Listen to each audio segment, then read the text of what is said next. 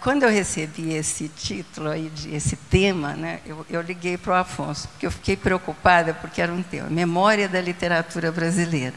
Daí eu perguntei para ele, eu falei, ô Afonso, quando você propõe esse título, você está pensando em memória minha em relação à literatura brasileira, ou a memória como um recurso, né, de ficção, ou um procedimento adotado, por exemplo, em determinados gêneros, como seja a biografia, a autobiografia, né? Então ele me disse que era tudo. Daí criou-se um problema danado, né? Porque eu estou com tudo diante de mim, mas eu tenho que fazer um recorte. Então, o meu recorte foi o seguinte, eu vou partir da minha memória em relação ao livro, à linguagem, à literatura, a partir de 3 mulheres que eu acho que foram muito importantes para a minha vida, na vida profissional e também porque as coisas acontecem muito implicadas uma com a outra, né? Não dá muito para dissociar. Então, tanto na vida profissional quanto na minha vida pessoal. Então, eu escolhi 3 mulheres. A primeira mulher, que foi mais importante na minha vida, e mais importante do que qualquer escritora, foi a minha mãe. Quer dizer, a minha mãe foi que me alfabetizou. Então, todo esse meu percurso de leitura ao longo da minha vida, né, que já é meio longa, então, tudo isso eu devo à minha mãe. E em circunstâncias muito especiais, porque a gente morava em São Paulo, e tinha eu e minha irmã, 2 meninas muito pequenas. Ela encontrou dificuldade de trabalhar fora. Então, o que ela fez? Ela montou uma escola da prefeitura na garagem da nossa casa. Então, conseguiu umas carteiras, daquelas carteiras de ferro pesadas de antigamente, né? E fez algumas modificações que eram necessárias, né, exigidas pela prefeitura. A prefeitura ficou felicíssima porque tinha muito aluno e não tinha condição de, naquele momento, montar uma escola. Então, foi assim que ela montou então essa escola. E eu tinha 4,5, por aí, 4 anos e meio, quase 5. Eu ia na janela e começava a copiar errado, porque eu copiava de trás para frente, quer dizer, não tinha nenhuma instrução, né, no sentido do bem desenhar a escrita, né? Daí ela me pôs para dentro da escola. Então, eu fui alfabetizada numa escola pública, na minha casa e pela minha mãe. Depois, num outro estágio, já morando no interior de São Paulo, a minha mãe era professora, ela continuou sendo professora, e ela escolhia as melhores professoras da cidade. Então, me matriculava nesses grupos escolares onde essas professoras estavam atuando. Então, eu fui fazendo uma caravana ali, né, mudando de escola em escola, porque a professora é que era escolhida pela minha mãe. Depois, teve um outro estágio com meu pai. Não posso ser, enfim, ingrata. É que eu tinha dificuldade de fazer redação. Então, o que ele fazia? Ele teve que estudar depois de casado. Ele acordava de madrugada para estudar antes de ir para o trabalho, e tipo 5 horas. Então, quando era 5h30, 6 horas, ele me chamava. Então, ele passou a escrever, por exemplo, uma frase primeira e mandava eu continuar, escrevia a segunda. Daí ele vinha e escrevia a terceira. Daí eu vinha e escrevia a quarta. A gente fazia, então, uma redação a 2 mãos, né? Então, foi assim que eu fui me soltando em relação à linguagem, né? E, daí em diante, também tive muitos bons professores, né, em Instituto de Educação, em Ribeirão Preto. Depois fui para Brasília, porque meu pai e minha mãe foram para lá em 59, e em 61 eu já estava lá no ensino que eles chamavam de reformado, que era um ensino de tempo integral, com muito teatro, com muita aula de música. E eu digo que eu tenho um diploma, né, de candanga, de pioneira, porque eu namorei o filho do Bernardo Sayão, que foi aquele que, né, abriu as estradas ali daquela região. Tive excelentes professores na universidade. mas vivi períodos horríveis na universidade, porque eu entrei em 64. Eu não gostaria de falar sobre isso, porque eu fico emocionada. Não dá. Ai, meu Deus. Então, eu vou pular esse pedaço, né? E vou chegar, então, à Universidade de São Paulo, porque eu me formei e fui para São Paulo. E lá em São Paulo eu já comecei a dar aula na USP. Então, aí é que entram mais duas mulheres da minha vida, que foram assuntos de pesquisa ao longo de muitos anos e que redundaram nesses dois livros que vocês estão vendo aqui. Então, o primeiro, eu fiz como tese de livre docência, em 1993, e o livro foi publicado em 95, e foi o resultado assim da necessidade que eu tive na minha vida, né, profissional docente, porque eu sou professora, de contextualizar a vida da Clarice. Então, quando dizem, Nádia é biógrafa, eu não sou biógrafa. Eu fiz uma biografia por necessidade, porque eu queria saber, por exemplo, quando que a Clarice publicou esse livro, em que condições ela estava, onde ela morava, o que ela havia lido ou não havia lido, né? Então, aí é que surgiu esse livro, né? E uma terceira mulher importante, depois veio, então, a fotobiografia. Depois do estudo de vida e obra, veio, então, a fotobiografia. E a fotobiografia são mais de 800 imagens, e que surgiu como consequência do outro, porque eu fui juntando imagens enquanto ia escrevendo o primeiro livro. Bom. Depois vem, então, a terceira mulher, que foi muito importante para eu estudar a Clarice, que é a Elisa Lispector, irmã da Clarice. Ela escreveu 7 romances, escreveu 3 livros de contos, e até hoje ela é praticamente desconhecida, ninguém fala nela. Tá?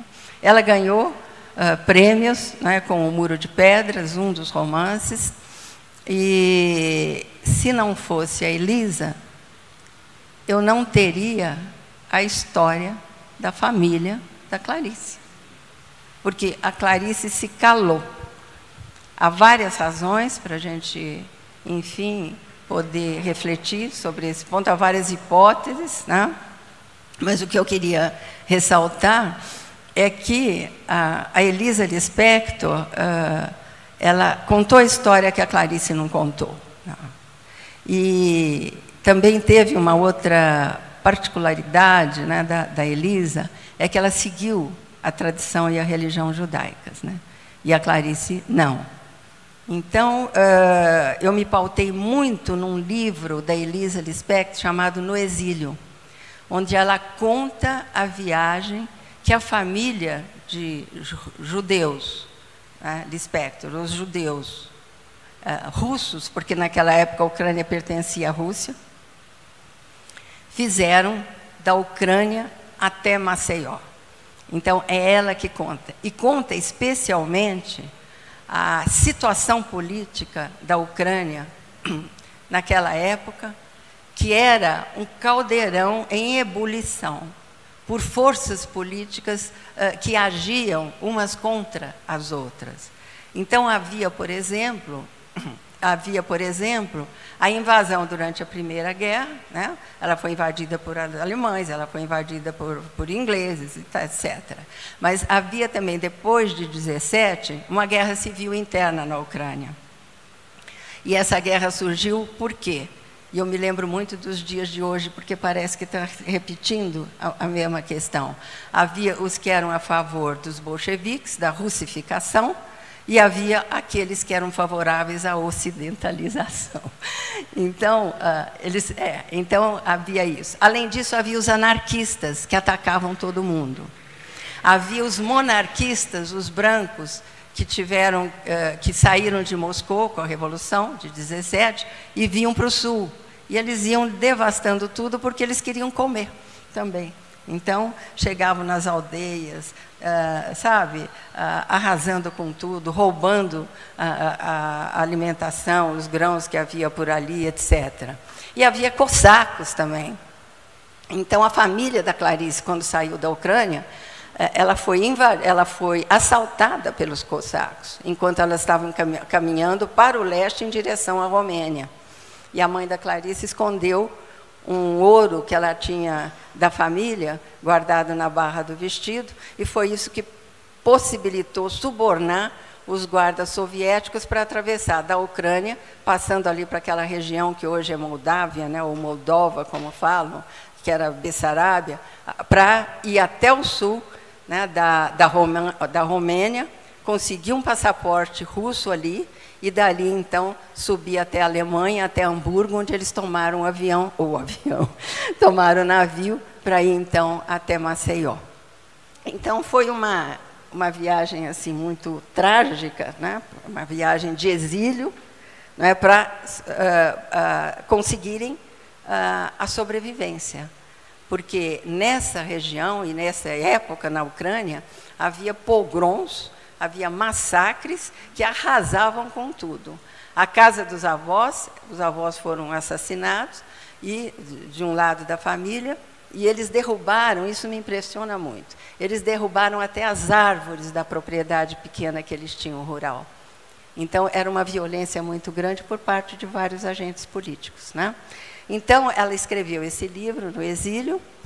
Ela tem um conto muito interessante também, que se chama Exorcizando Lembranças, que é quando ela conta também coisas ali que aconteceram em Maceió, e também uma certa culpa de não ter cuidado da mãe como deveria, porque a mãe teve hemiplegia, que é a paralisia de metade do corpo, e teve muita dificuldade de caminhar por causa disso. E ao longo da viagem foram enfrentando epidemias, foram perdendo até sapatos, roupas, né? Quer dizer, é um sofrimento sem fim que a gente vê hoje com os refugiados. Então, eu acho que a vida da Clarice, via Elisa Lispector, tem muito de atualidade, sabe? A gente lendo se deparando com essas violências, a gente faz, então, né, fica muito claro como é que isso ainda existe hoje, né? E, recentemente, depois, enquanto eu estava escrevendo esse livro aqui, eu descobri que a Elisa tinha escrito um texto de memória.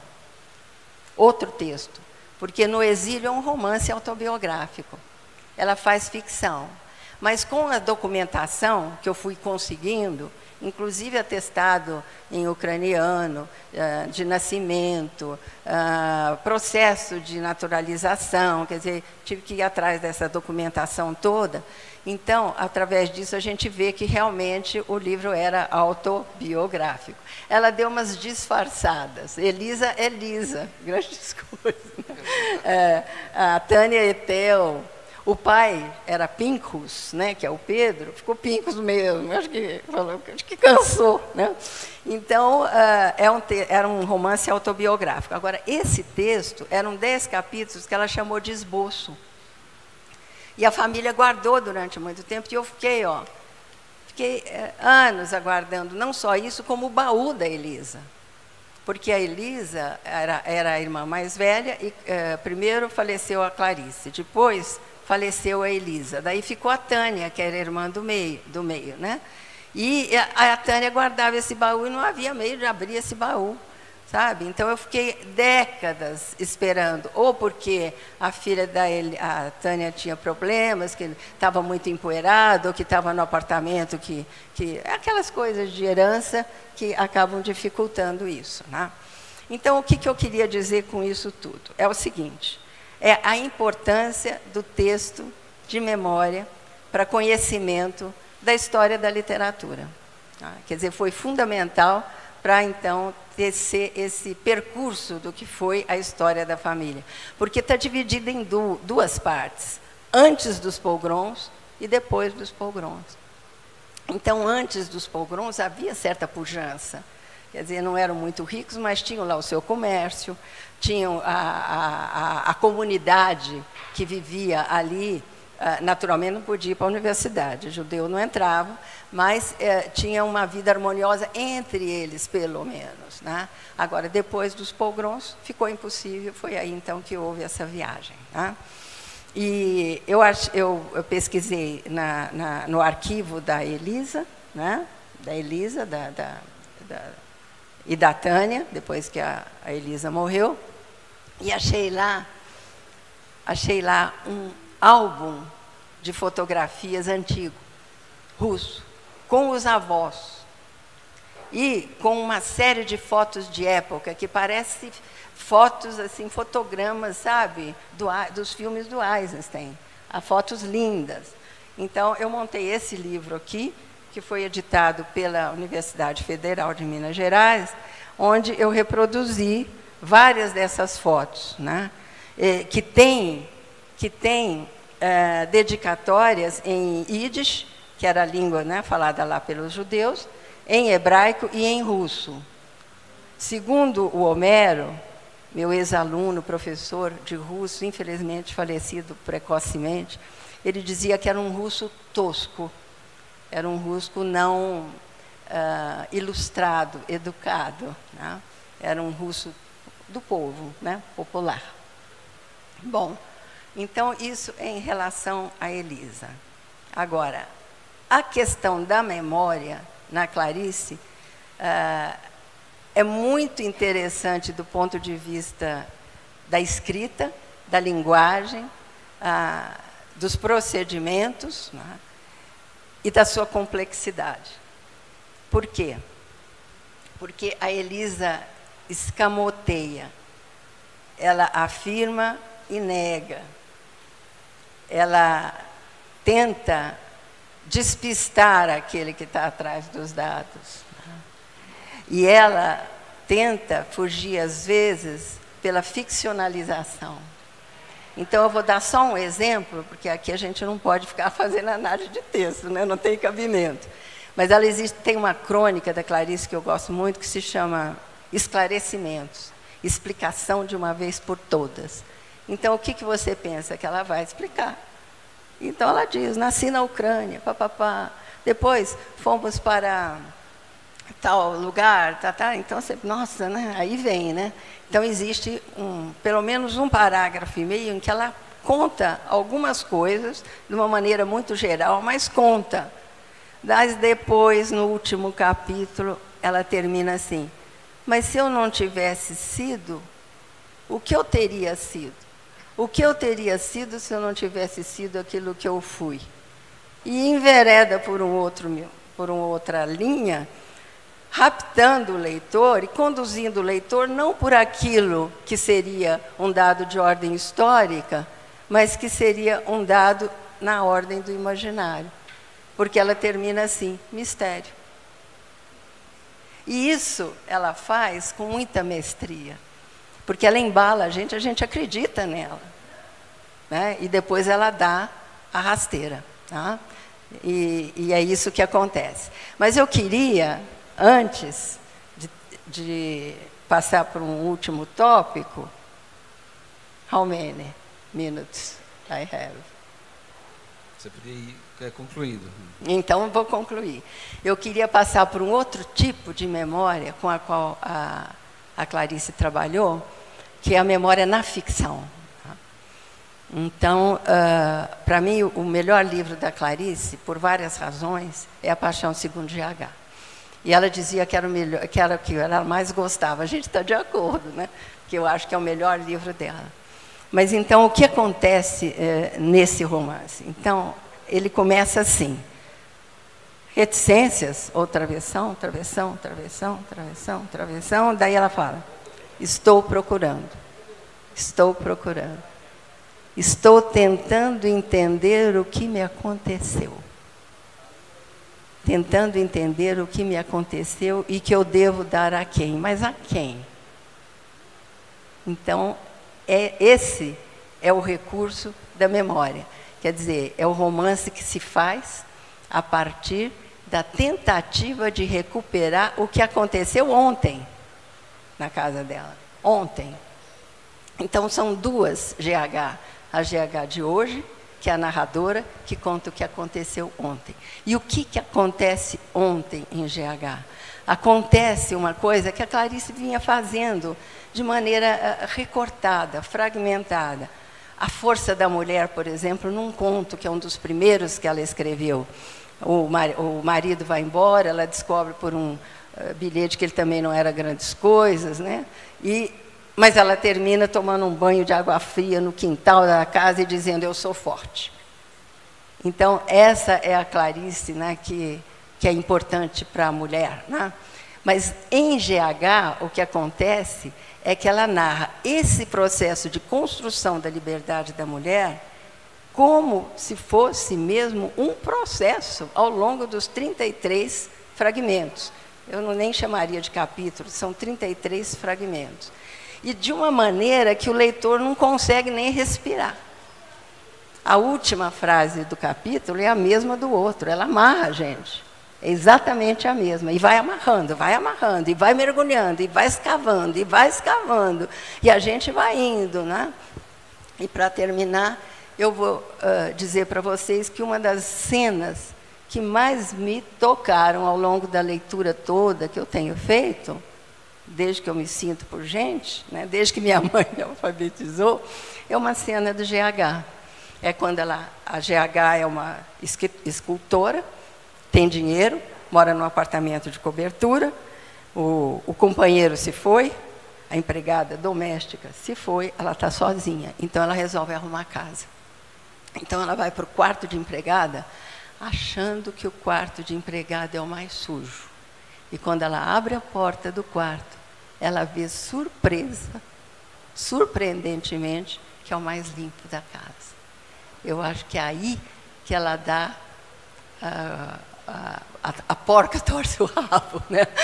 Perdoe a linguagem popular, mas é aí que ela joga o avesso da história, né? É aí que aquilo que é tradicionalmente considerado o negativo vira uma coisa positiva. Mas ela reage, porque ela não tem condição de aceitar.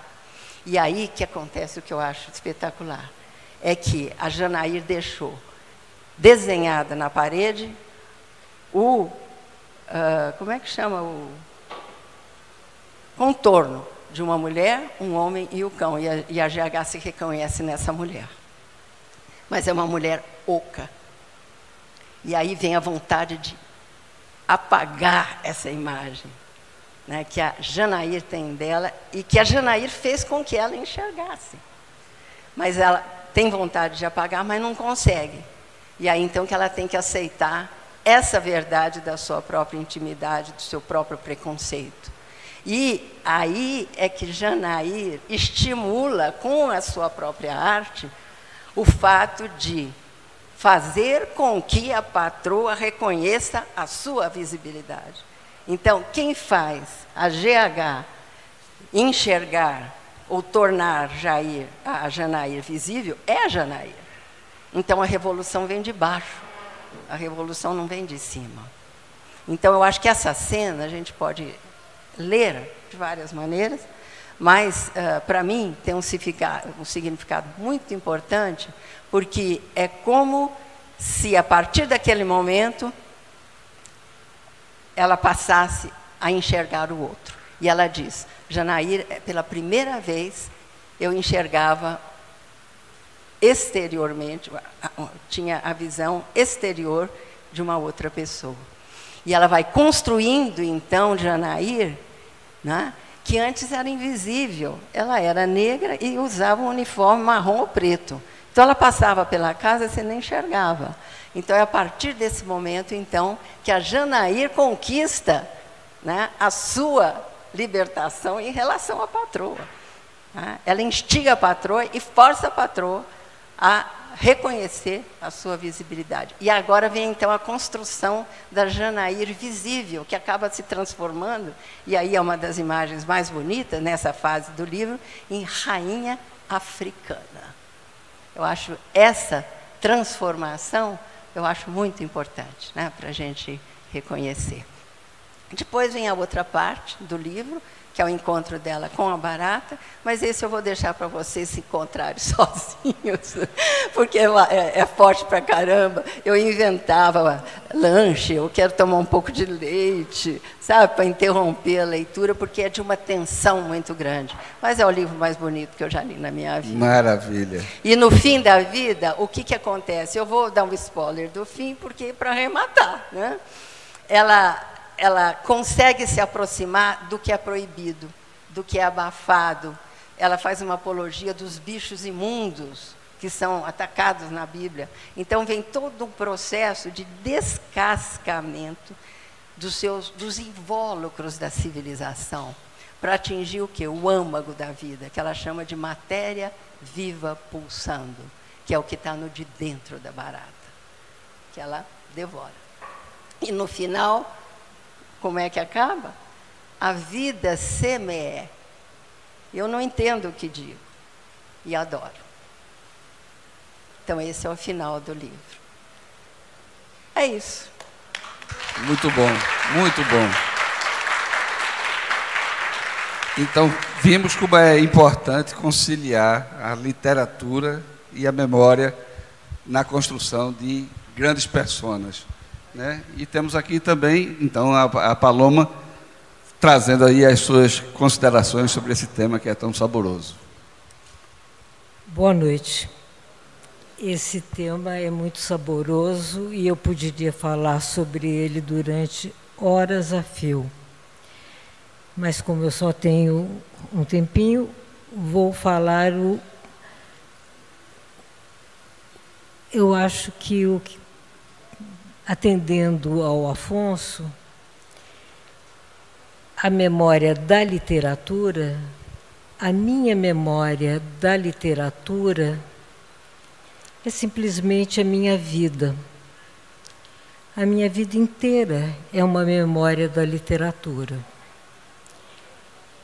Eu nasci em Praga, na República Tcheca, durante o exílio dos meus pais. E já de cara, logo depois que eu nasci, fui morar num castelo. Não porque eu fosse a princesinha do papai, mas porque esse castelo que tinha sido tomado pelos nazistas, eu nasci logo no pós-guerra, então esse castelo que tinha sido tomado pelos nazistas, no fim da guerra, foi entregue à União dos Escritores Tchecos, para que fosse uma casa onde os escritores pudessem ir para ali escrever, descansar com suas famílias e também para receber aqueles escritores de países que estavam contra as suas ideias socialistas, comunistas. E assim aconteceu quando meus pais tiveram que deixar Paris em 24 horas, por causa da Guerra Fria. Não tiveram mais paciência com eles. Eles saíram, junto com eles saiu Pablo Neruda também, que também estava exilado, e foram para a República Tcheca, que na época era Tchecoslováquia, e foram viver no Castelo dos Escritores. Ora, eu vivi o início da minha vida, início, meio, e não digo o fim, porque ela ainda não acabou, felizmente, no meio de escritores. Eu tive um batizado pagão, porque eles eram todos ateus, no Castelo de Dobrich, Castelo dos Escritores de Praga. E os meus padrinhos foram Pablo Neruda e Nicolas Guilhem. Eu sempre digo que eu sou apaixonadíssima por poesia, porque tive essa bênção no meu nascimento. E depois, quando o exílio acabou e que nós voltamos, e eu era muito bebezinha ainda, e fomos morar no Rio, a nossa casa era o lugar em que passavam todos os escritores, todos os candidatos a escritor e escritoras. E de muitos eu fiquei amiga. Eu não sei se vocês têm essa experiência. Essa é uma experiência que eu tenho, que eu gosto muito de ter tido, quando criança, ser amiga de adulto. Então, aquele adulto eu considerava meu amigo pessoal, independente de pai e mãe. Esse foi o caso de Vinícius de Moraes. Esse foi o caso, vou citar sem ser escritor, de Glauce Rocha, uma grande atriz que teve no Brasil. E assim muitos. Eduardo Portela foi meu amigo da minha infância até o fim da vida dele. E eu fui conhecendo todos. Eu fazia parte de júri infantil, de peça de teatro, e aí a gente ia com vários escritores assistir as peças. Eu era a jurada infantil, aquela que ia contra todos os...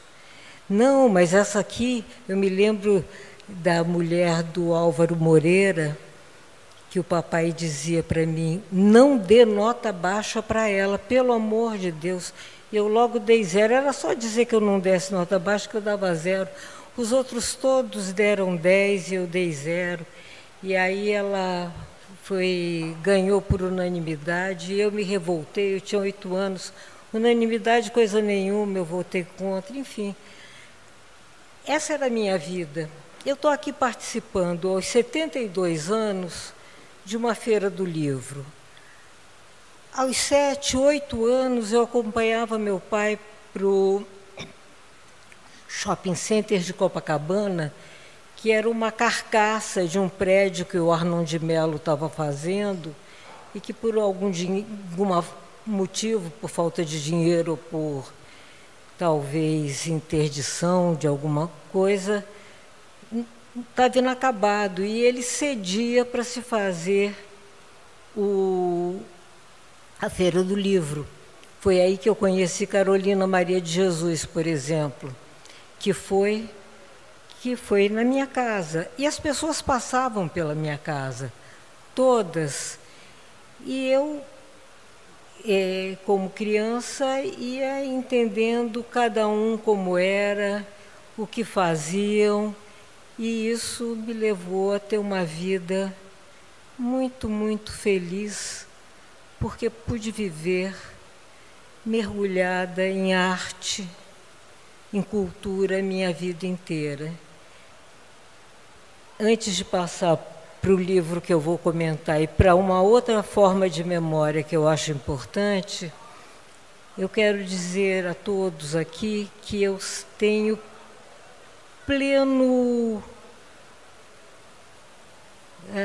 a plena certeza do quanto eu sou privilegiada nessa vida. Eu não sou privilegiada porque a gente teve dinheiro, apesar de que teve algum. Meu pai vivia do que ganhava. Eu fui privilegiada porque eu pude conhecer as pessoas mais maravilhosas e mais interessantes desses 72 anos que eu transitei pela vida. Assim como a Nádila, eu tenho na minha mãe uma imensa referência.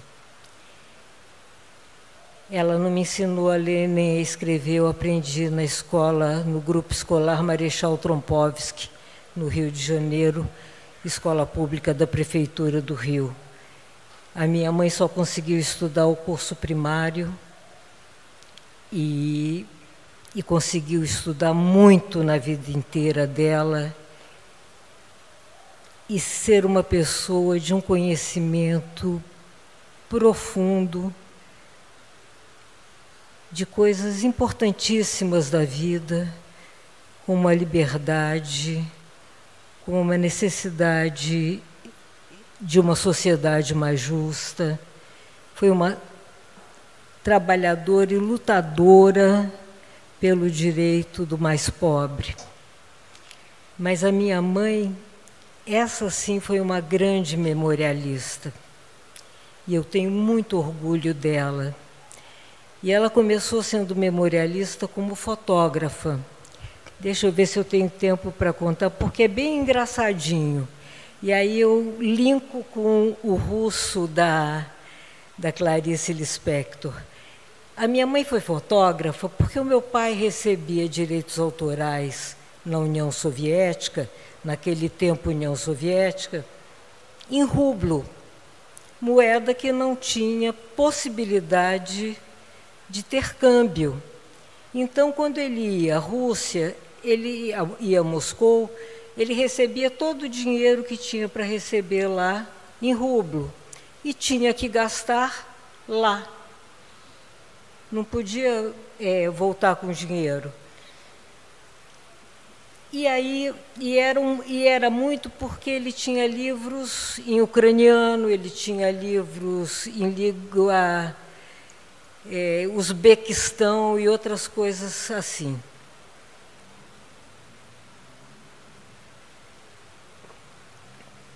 Por conta disso, numa época em que não se tinha essa consciência tão grande ecológica, minha mãe teve todos os casacos de pele que alguém pode ter, porque na Rússia faz muito frio, e vendiam coisa que ela não usava, porque no Brasil é impossível de usar. E um dia o meu pai disse assim: ô Zélia, você não quer uma máquina fotográfica? Aí você pode fotografar, a gente encontra tanta gente interessante, você registra. A mamãe achou uma maravilha. E tinha uma máquina russa, os russos faziam tudo para poder se equiparar ao Ocidente. E aí ele comprou uma máquina caríssima, ao estilo da Rosenblatt, para a mamãe. E essa máquina era toda escrita em russo, e todos os... a coisa de orientação e tal era em russo.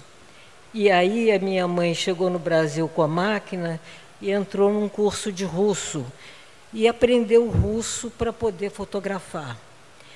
Mamãe era muito dotada para línguas, falava muitas, e aprendeu russo para poder usar essa máquina formidável. Ela comprou depois, numa outra viagem, um equipamento tcheco e fez um laboratório fotográfico. E ela dizia que ela era uma paparazzi ao contrário. O paparazzi vai atrás da pessoa e a pessoa sai correndo. Ela estava ao lado da pessoa e a pessoa olhava para ela e pensava: essa é só a mulher do Jorge, deixa ela fotografar. E assim ela tirou fotografias absolutamente sensacionais. Eu tenho uma, mas eu não tenho como mostrar aqui, do Fidel Castro, que nunca ninguém tirou uma foto do Fidel igual, porque ele está inteiramente desarmado, sem posar, com um ar de: o que é que está acontecendo, meu Deus do céu, o que é que eu preciso fazer? Enfim, e com isso as fotos dela foram divulgadas, ela começou a escrever artigos para jornais para acompanhar as fotos. E, de repente, o tempo foi passando e um dia ela chegou para mim e disse: escrevi um conto erótico para concorrer a um concurso da revista Status. A revista Status era uma revista masculina, como existia antigamente. Não sei se continua existindo ou não esse tipo de revista. Aí eu fiquei assombrada. Eu disse: mãe, você escreveu um conto erótico para a revista Status? Por que você quer ganhar esse prêmio? Ela disse: não, eu achei divertido. Eu disse: me deu para ler. Eu achei muito tolo. O erótico da minha mãe era um erótico de uma inocência que a revista Status não ia querer nunca na vida. Aí eu disse: tá, mãe, se quiser você manda. Mas mostra para o papai primeiro. Ela tinha um medo horrível do papai, não queria mostrar nada que ela escrevesse. Papai era muito crítico, sobretudo com as pessoas em volta dele. Ele não queria que nenhum filho e a mulher fossem passar vergonha. E aí eu disse: tem uma história que eu gosto muito, a história de um disco. Mamãe era uma contadora de histórias, ela contava história para a gente o tempo todo. E a vida dela era tão rica, que eram histórias dos italianos, de São Paulo e tal. E aí eu pedi para ela escrever essa história, e eu disse, quero para guardar para as minhas filhas.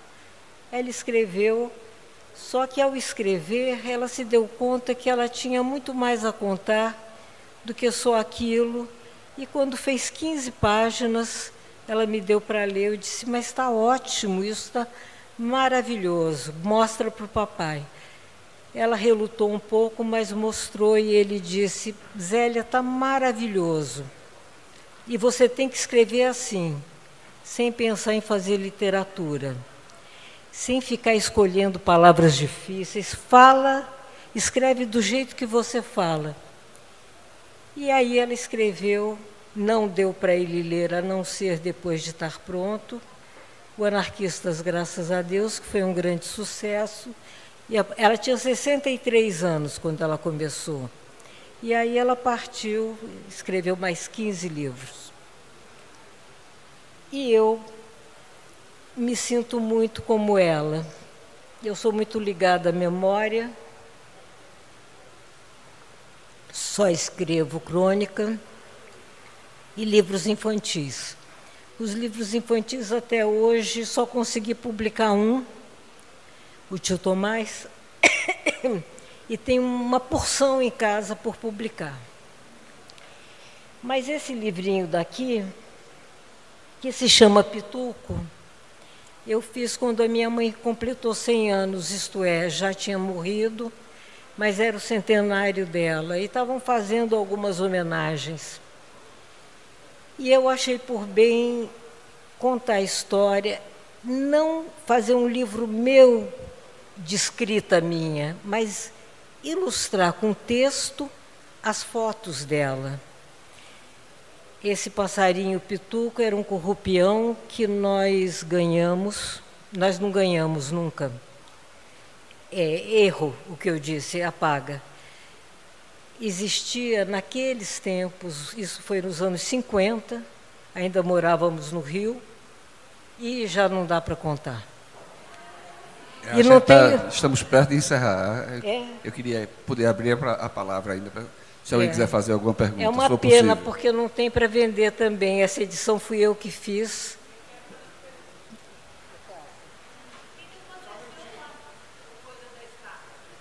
Um segundo só, por favor. Com a coisa da status, eu te conto, mamãe ficou entusiasmada com a história de escrever a história do disco que eu pedi.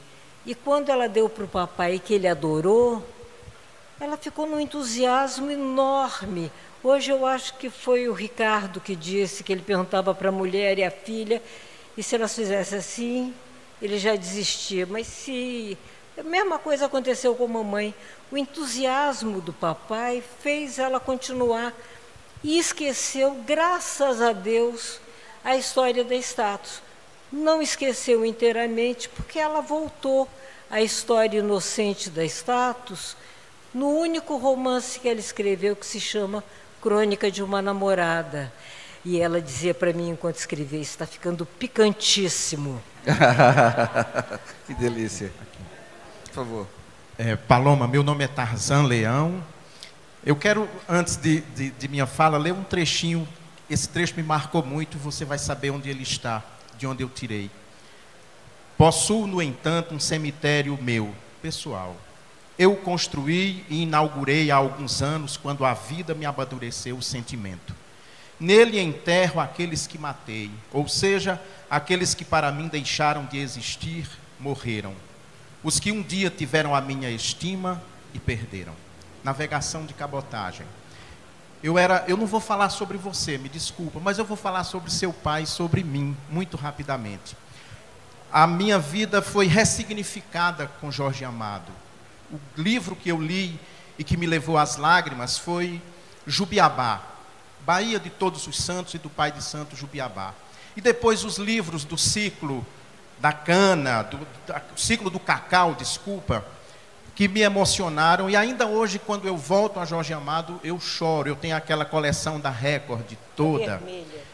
E foi minha consciência política e social, além da dura vida que eu levava de estudante em Ipueira e Caicó, foi na obra de seu pai.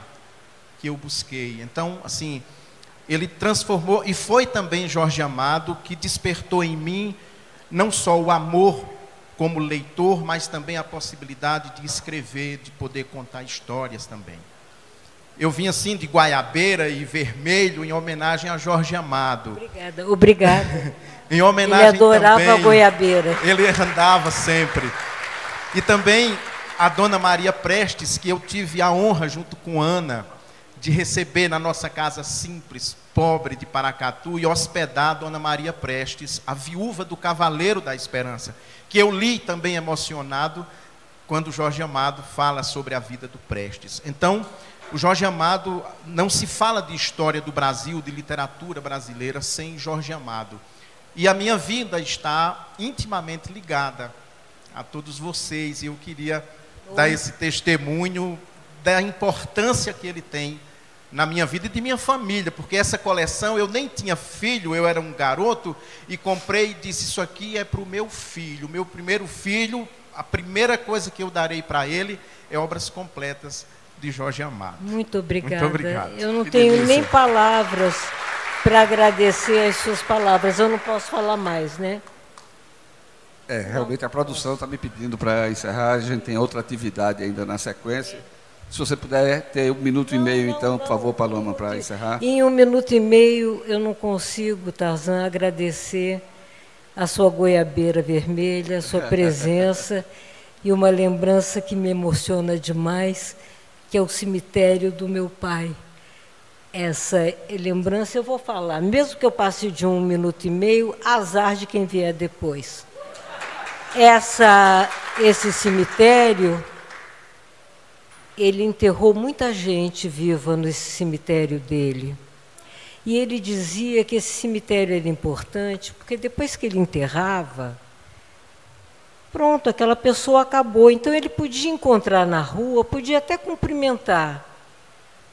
E ele depois dizia assim, disse para mim várias vezes, coitado, não sabe que é um fantasma. E assim eu vi muita gente. E isso é uma coisa muito necessária. E eu estou vendo hoje, por isso que eu estou querendo falar, porque eu vi nascer e aplaudo, grito de entusiasmo, o surgimento de Itamar. E vejo o quanto aquelas mesmas pessoas que falavam contra o meu pai estão fazendo com Itamar agora. Eu já pedi, pelo amor de Deus, ao Itamar não ligar bola, não pensar nisso. Contei que uma vez o Tom Jobim disse para o papai, porque esculhambaram o papai e o Tom numa mesma tacada, sabe? Aí Tom chegou lá em casa e disse, e aí, Jorge, está muito triste com isso aí? O papai disse, não, eu acho chato, mas triste não estou. Ele disse, é bom não ficar triste mesmo, porque eles têm uma inveja do nosso sucesso. E é isso. Agora você veja, 3 livros maravilhosos como esses que o Itamar já lançou, e os muitos outros que ele lançará, que estão seguindo uma carreira internacional brilhantíssima, e vem gente para chatear. Então, o melhor é pegar essas pessoas que vêm chatear e enterrar no cemitério. E quando ela passar na rua, diz, que há, camarada? Tudo bem? Ah, ótimo. Eu estou ótimo. E é assim.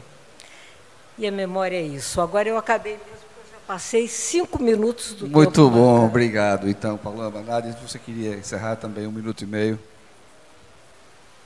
Eu queria só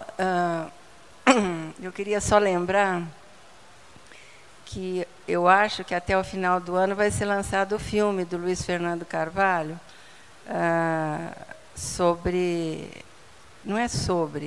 é um filme que é A Paixão Segundo GH. A gente não pode nem falar que é uma adaptação, é um filme clariciano. Ele conseguiu fazer um filme que é A Paixão Segundo GH. E essa cena, que é uma das tantas cenas, né, que eu fiz menção aqui, que é o embate entre GH e Janair, ele deu soluções realmente muito boas né, do ponto de vista estético, da construção da cena. Eu não vou poder aqui descrever, né, para vocês, eu não quero dar spoiler, não tenho esse direito e nem tenho enfim, a autorização, mas eu queria só fazer esse alerta de que quando esse filme passar naquela telona e vocês ouvirem o Estou Procurando, a Maria Cândida, né, a Maria Fernanda Cândido, estou procurando, eu tenho certeza que se vocês já leram o livro, vocês vão ler de novo, porque o filme, de certa forma, recupera, né, aquilo que o livro tem de maior valor, sabe? E eu acho que, em relação aos filmes baseados em Clarice, esse foi aquele que conseguiu ser Clarice. Então, é só uma recomendação que eu faço. Viu? E boa noite a vocês. Muito obrigada pela atenção dispensada. Muito bom, muito bom. Obrigado, Nádia. Obrigado mais uma vez, Paloma. Obrigado a vocês todos pela presença. E, em nome da produção e dos realizadores, agradecemos aqui a presença de todos. Boa noite.